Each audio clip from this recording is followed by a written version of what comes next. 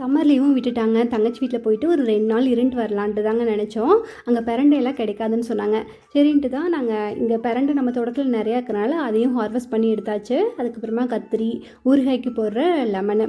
முக்கியமா இந்த கிளிமூக்கு மாங்கால வந்து நம்ம எல்லாருக்குமே தெரியும் சாதம் கிளறிக்கலாம். ஆனா, இந்த கிளிமூக்கு மாங்காய் நமக்கு சீக்கிரமா பழுக்கணும்னா, இது கூடவே பாலத்தலை அப்படின்ட்டு ஒண்ணு இருக்கு. கிராமத்துல இருக்கவங்களுக்குலாம் தெரியும். அதையும் இந்த மாங்காயையும் போட்டு நல்லா ஒரு கோணிச்சாக்குல போட்டு கட்டி வச்சோன்னா, சீக்கிரமாவே பழுத்து வந்துடும். இதே மாதிரி தான் எந்த ஒரு ஃப்ரூட்டுக்குமே இந்த மாதிரி பண்ணோன்னா ஒரு 2-3 நாளே நமக்கு பழுத்து வந்துடும். அது கூடவே ரஸ்தாளி இதெல்லாமே எடுத்துகிட்டு பெங்களூர் கிளம்பியாச்சு. அதுவுமே பிருத்வி தான் அந்த கட்டப்பையில் இருக்கிறதெல்லாம் எடுத்து வச்சு அன்பாக்ஸ் பண்ணி அவங்க சித்திக்கிட்டு எக்ஸ்பிளைன் பண்ணிட்டு இருந்தான். அதுக்கப்புறமா சாப்பிட்டுட்டு கீழே ஒரு வாக் மாதிரி போகலான்ட்டு ஈவினிங் போனோம். ஆனால் வரத்துக்கு பார்த்தீங்கன்னா மேலே வரத்துக்கு நைட் ஆகிடுச்சு. ஏன்னா கீழே அந்த பார்க் ஏரியா, ஜிம்மு எல்லாமே ரொம்ப சூப்பராக பீஸ்ஃபுல்லாக இருந்தது. பிருத்விக்கு ரொம்ப பிடிச்சிருந்துச்சி இந்த இடம்.